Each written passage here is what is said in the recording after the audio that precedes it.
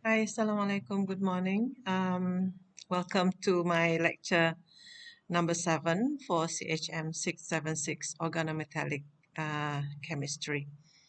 So this morning I'm going to continue the lecture on structural characterization of organometallic compounds, and I'm going to cover two uh, techniques. One is infrared spectroscopy, another one is carbon-13 NMR spectroscopy. The combination of infrared spectroscopy in the carbonyl region and the carbon-13 NMR spectroscopy can be useful to determine the structures of organometallic compounds. Now, proton NMR can also be very useful. However, I will not discuss proton NMR here because it is generally covered in your organic courses or spectroscopy courses. Now, let's do a little bit of a recap of what I have delivered in lecture 6. In lecture 6, I explained the trend of infrared stretching frequency for free carbon monoxide, terminal carbon monoxides here. These are all terminal. One, you have MnCO6 plus, CrCO6, VCO6 minus. These are all isoelectronic, and how the bonding of carbon monoxide to metals affect the stretching frequency of CO to shift to lower wave numbers. Yeah, and the explanation had been deliberated and given detailed explanation in lecture 6. So the free carbon monoxide gives a stretching frequency, infrared stretching frequency at around 2143, which is somewhere here in this diagram, somewhere here. But when it becomes bonded to a metal center, hence making that carbon monoxide a terminal carbonyl, so you expect to see a shifting to lower wave number in the region of 2050 to 1900 cm minus 1. And this lowering of frequency actually corresponds to the weakening of the CO bond, as well as obviously lengthening of that bond. The weakening of the CO bond is because of the filling in of the pi antibonding LUMO through pi back bonding from metal to carbon monoxide that makes the bond order of CO lower. Yeah, that was explained in my previous lecture. Now, terminal CO is actually carbon monoxide, terminal CO carbon monoxide attached to one metal center. When that carbon monoxide is attached to two metal center, you have a bridging carbonyl. This is a double bridging carbonyl. And double bridging carbonyl will experience more pi back bonding because not only one metal will do a pi back bonding to it, there is another metal which is performing the same.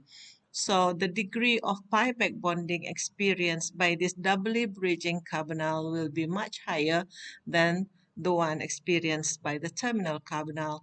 That will make the bond order of CO much lower.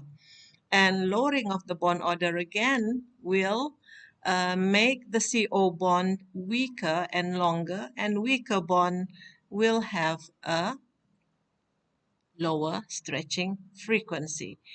And should you have another metal center bridging onto that doubly bridged, making it a triple bridging carbon monoxide, the stretching frequency of that CO will appear at a much lower frequency compared to the double bridging as shown in this diagram. And all this lowering of the stretching frequency is due to the increased pi back bonding experienced by the carbon monoxide from the metal center. Yeah. The position of the carbonyl bands can provide important clue to the electronic environment of the metal. The greater the electron density on the metal, the more able it is to perform pi back bonding to the carbon monoxide, and making the degree of pi back bonding higher from metal to carbon monoxide, lowering the energy of the stretching CO stretching vibration due to the decreased bond order. This corresponds to the lowering of the CO bond strength as a result of the lowering of the CO bond order through the population of LUMO, which is an antibonding molecular orbital. I hope that is clear. Yeah. Compounds that have more than one carbonyl ligand usually will display more than one IR active carbon monoxide stretch. Yeah. Each stretching frequency corresponds to a linear combination of stretching and compression of carbon CO bond. So table 12.8 in our textbook Douglas, page 601, 602, lists a few expected IR active bands to distinguish among geometric isomers. So I have a snapshot of that table that I present here.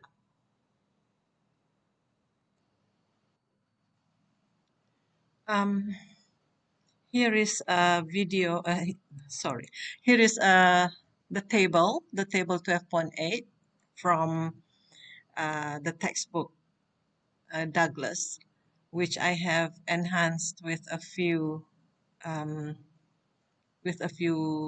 geometrical drawings.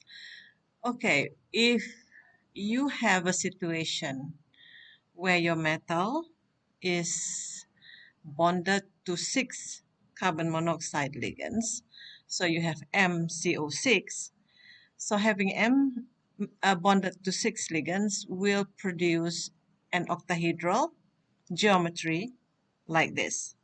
So this is the drawing. This is actually the picture of octahedral geometry. So if you look at this picture, now this picture is not in your notes, so you are welcome to draw it yourself in the printed copy of your notes. If you look at this octahedral arrangement, what you will notice is that this is a highly symmetrical compound. Metal in the middle with 1, 2, 3, 4, 5, 6 carbon monoxides attached to it. There is a 90-degree angle from this C to this metal and to that C. There is a 90-degree angle. All of the angles are 90 degrees, and no matter where you turn, whether you make this particular C to be at the top here or this particular C to be at the front here, no matter where you turn the molecule, you're going to see that it forms the same looking molecule. So it is a very, very highly symmetrical arrangement, octahedral. And if you put one CO here, you are going to have the same situation happening to the CO here or to the CO here. Each one of these 6 carbon monoxides are identical in terms of the environment and in terms of the electronic situation that they are experiencing. So if there is a vibration happening to this carbon monoxide here, the same vibration will be felt by all of the carbon monoxides. So the number of expected peak for the 6 carbon monoxides here will be only 1. Each one will vibrate at the same frequency. So you will see one peak, but that is a representation of 6 uh, equivalent CO experiencing the same vibration, the same compression, and the same elongation. Yeah. So you have one uh, uh, stretching frequency for carbon monoxide for all the 6 CO ligands in MCO6. So when you have a compound that has one metal in the middle and 6 carbon monoxides surrounding it, you will expect to see in your infrared spectrum one peak. Where do you think that peak is going to appear? It's going to appear in around this region, around terminal CO, which is between 2050 to 1900, because these are all terminal CO. Yep. So that is the simplest situation that you will encounter, which is a highly symmetrical MCO6 compound. Now, if this compound experience a substitution, one of the ligands here, maybe that one, maybe one of the other 5, is exchanged or is substituted with a different ligand other than CO, maybe for example chloride, yeah, chloride, or I don't know, bromide or whatever ligand, you are going to have a different situation arising. You're putting L here, one ligand except CO, and all the 5 remaining, 1, 2, 3, 4, 5, they are all still CO, so MCO5L. The carbon monoxides, the 5 remaining carbon monoxides, are not going to be equivalent anymore, unlike this one at the top here. The 4 carbon monoxides that are situated on the axial, on the equatorial axis are going to experience the same situation, but this one single here will have a different electronic environment compared to the other 4. So the 4 will vibrate at the same frequency, but this one will vibrate at a different frequency. So you expect to see 2 different infrared peaks for MCO5L. Yeah, because there are 2 different CO types in this compound, MCOL5. That is when you have your substituted ligand to be, for example, chloride. But if you substitute this particular CO with a ligand that is not symmetrical, for example, maybe an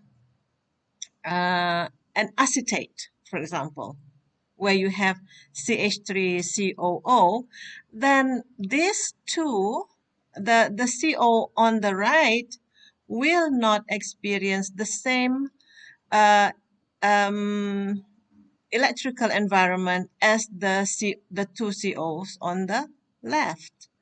So these 2 will be different, these 2 will be different, this one will also be different.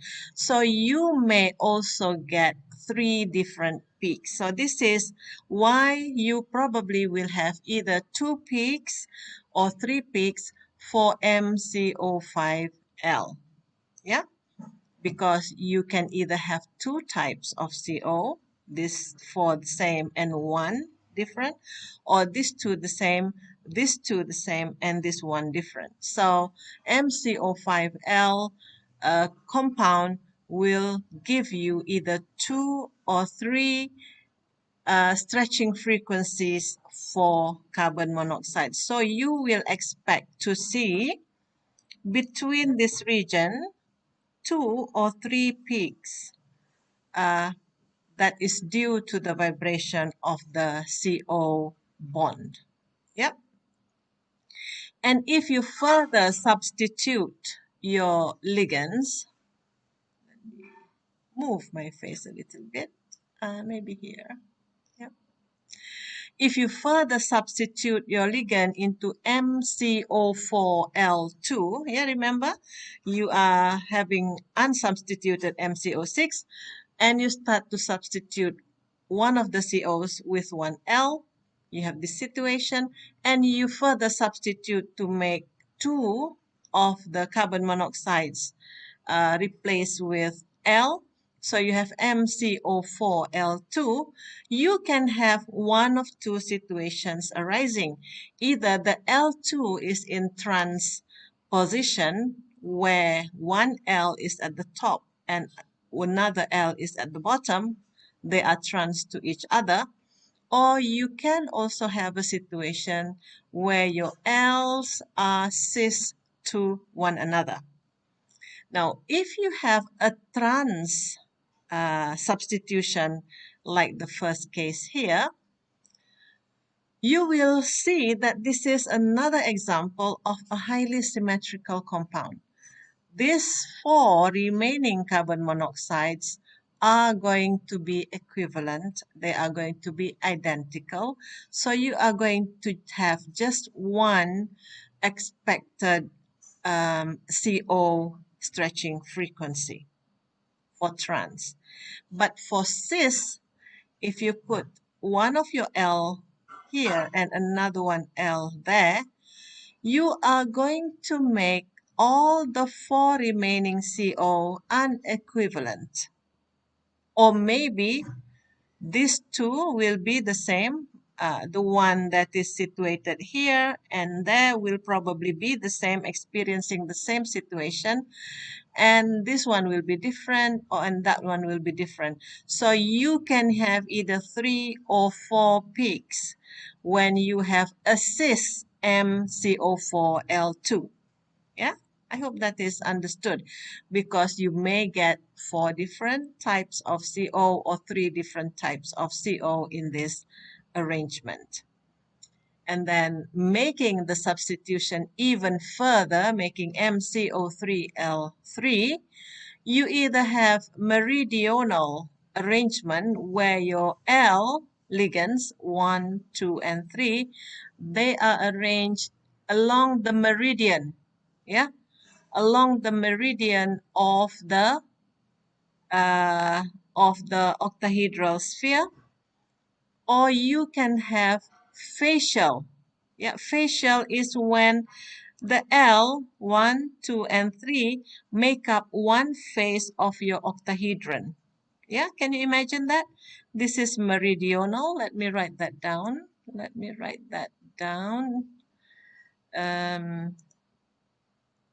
Insert meridional. Yeah,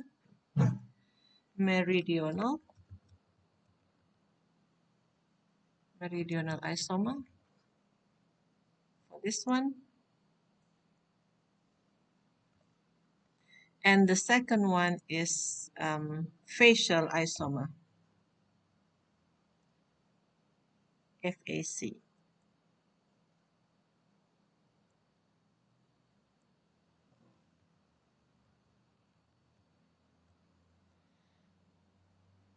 Facial isomer. So MEROFAC. So if you have a meridional MCOL3 in this situation like that, you expect to see 3 different peaks. This is all point symmetry treatment. So having a meridional arrangement of 3 substituted L ligands will make all the 3 remaining carbon monoxide to be non-equivalent to each other. But if you have a facial isomer, the short form of it is FAC. Yep.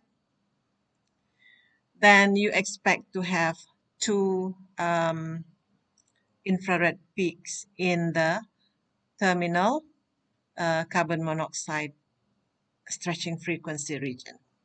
So you can then use your infrared data to distinguish between either trans or cis arrangement, or to distinguish between meridional or facial substitution arrangement. I hope that is clear. Then I'm going to move on next to the different set of geometry, which is MCO5. If cases 1, 2, 3, and 4 that I described above is based on 6 ligands surrounding metal, now we are going to go into 5 ligands surrounding the metal center. Now, when you have 5 ligands surrounding the metal center in the case of MCO5, you will have trigonal bipyramidal arrangement where the 5, this is according to VSEPR. Yeah? If you can recall your CHM574, I think you are going to have, according to VSEPR, you're going to have trigonal bipyramidal geometry where you have 3 of your carbon monoxide on the equatorial position like this, and then 2 at the axial position. You are going to have 2 different bond angles, unlike octahedral just now, where all the bond angles are 90 degrees. In trigonal bipyramidal MCO5, you're going to have 2 different bond angles. You're going to have a 90-degree bond angle between the axial and the equatorial position, and you're going to have 120-degree bond angle between the 2 equatorial CO. When you have a situation like this, it is very clear that you have 2 types of carbon monoxide or carbonyl ligands here. You have one type consisting of the 3 ligands on this equatorial position, and the second type is this 2 axial carbon monoxide. So if you have MCO5, you are expected, or you will expect to see 2 different peaks stretching frequency of CO, like shown in the table here. And as the treatment that we did with the 6 set of ligand, we can proceed to do substitution on this MCO5 to make it MCO4L. And there are 2 possibilities when you have MCO4L. Either your L will be on this axial position, or your L will be on the equatorial position. When your L is in the axial position, you are going to expect to have 3 different stretching frequencies. But if your L is in the equatorial position, you're going to have expect the 4 different stretching frequencies. So it is very clear that EQ or equatorial isomer will be less symmetrical than the axial isomer. The symmetry of your compound can be looked at or can be assessed through how many different infrared peaks that you're going to observe. A higher symmetry compound will have smaller number of infrared peaks. A lower symmetry compound will have bigger number of stretching frequencies. Yeah. So axial MCO4L expected to have 3 different peaks. Equatorial MCO4L is expected to have 4 different IRCO peak. Yeah.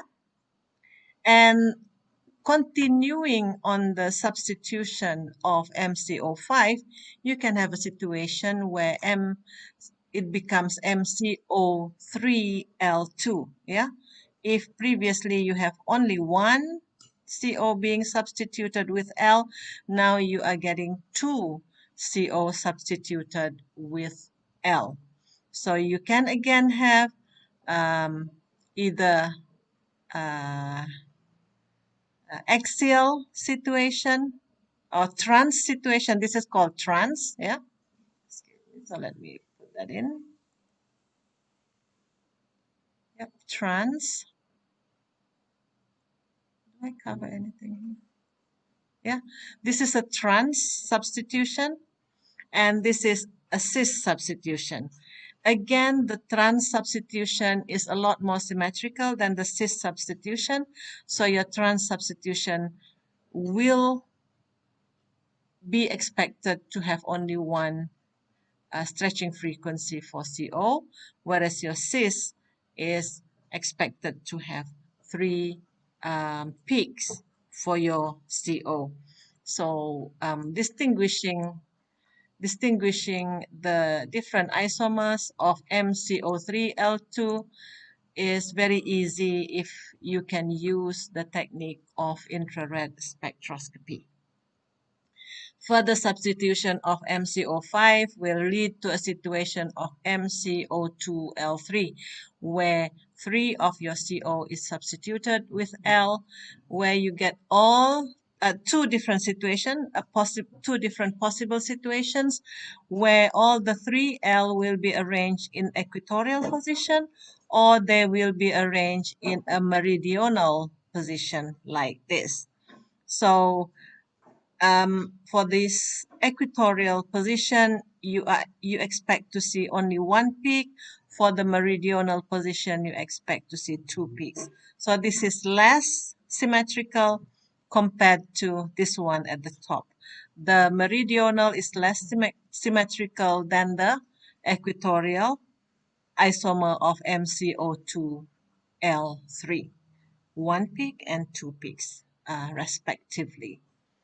And last example that I would like to give you here is a situation where you have four carbonyl ligands around one metal center, which leads you to a square planar geometry. This is a picture of a square planar geometry where it is very easy to see that each one of these four carbon monoxides are equivalent to each other, because you have only one, you have only one bond angle, CMC, which is 90 degrees. All the four will have 90 degrees bond angle, and it's a highly symmetrical compound. It will only have one infrared stretching frequency in the terminal carbonyl ligand. Yeah, they're all going to be showing the peaks around this area in the terminal carbonyl ligand. Yeah, so that is how you will use infrared spectroscopy to distinguish between isomers of substituted carbonyl complexes. So this is one example that is taken from a very old journal. Yep, this is a very old journal. This is the infrared spectra. These two are the infrared spectra of MCO4L2. Yeah, this is the L. POPH3 is L. So MCO4L2. So MCO4L2 refer to this situation. MCO4L2 either trans or cis. Yeah, either trans or cis. So you have, for the trans, a very, very big, obvious peak for the stretching frequencies of the four remaining carbon monoxide here. And for the cis, you get three different peaks, 1, 2, and 3. These two don't count, they're too weak to be counted. So this is for trans, an example of a trans MCO4L2. This is an example of the cis MCO4L2 with 3 stretching frequencies of CO. Yep. So that's one example. So in carbonyl complexes, the number of CO stretching bands cannot exceed the actual number of CO ligands. If you have only 4 CO ligands, you cannot have 5 stretching frequencies, but you can have less. The reverse, which is more CO group than IR bands, is possible in some cases when vibrational modes are not IR active. They are not infrared active and they do not cause a change in dipole moment. That is the condition for having an infrared peak where the vibrating functional groups cause a change in dipole moment. Complexes containing 3 or more carbonyls generally exhibit different numbers of carbonyl bands, which can be predicted according to symmetry approach. The more symmetrical the complex, the less the number of new CO that it will show, and vice versa, as can be seen in the table that we discussed above. Now, there are several points relating to the number of IR bands that are worth noting. First, although we can predict the number of IR active bands by the method of group theory, as we had gone through a while ago, fewer bands may or sometimes be observed. In some cases, bands can overlap to such a degree as to be indistinguishable. They may occur, the two bands may occur at very, very similar frequency, so they will overlap. When they overlap, then you only observe one band, even though the vibration is caused by two different moieties. Alternatively, one or more bands may be of very low intensity and not readily observed. In some cases, isomers may be present in the same sample, and it may be difficult to determine which infrared absorptions belong to which compound. So that is how you're going to use infrared spectroscopy to distinguish or to characterize your carbonyl compounds. I hope that's clear. So I'm going to quickly jump into the next method or the next technique of characterizing metal carbonyls, which is carbon-13 NMR spectroscopy. Just like your proton NMR, carbon will also produce peaks when you put it in your NMR machine. Yeah, a carbon monoxide will have a carbon monoxide ligand will have a peak appearing somewhere in the region of 177 to 275 ppm. So if you are expecting, if you're given a sample and you are asked to characterize the sample, the first thing, if you suspect that it contains carbon monoxide ligand, is you run an NMR spectroscopy. Why is it? Yeah. Run an NMR spectroscopy, and you expect to see a vibration in the region of 177, or not a vibration, or a chemical shift in between 177 to 275. If you have metal to methyl, for example, you expect to see an NMR, carbon-13 NMR peak in the region much lower ppm, which is a shielded, more shielded, between minus 28.9 to 53. If you have an acyl situation like this is the region where you're going to be looking for your carbon-13 chemical shift, M double bond C, which is a carbene. You're going to encounter that later in this region, and you can use this table to distinguish or to characterize your metal organometallic compounds. Yeah. So I have one very simple example that I have prepared here. Here you have a complex with the formula of Cr, CO5, C5H7N that has been prepared.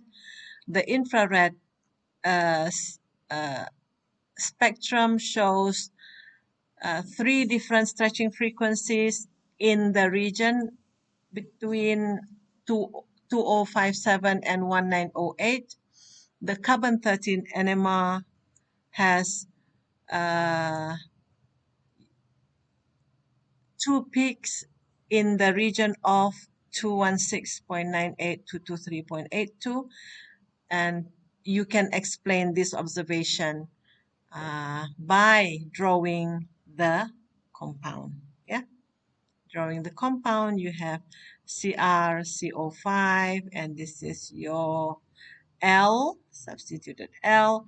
The compound has 5 CO, therefore it is likely to be an octahedral with 5 positions occupied by the 5 CO, and the sixth position occupied by this ligand C5H7N.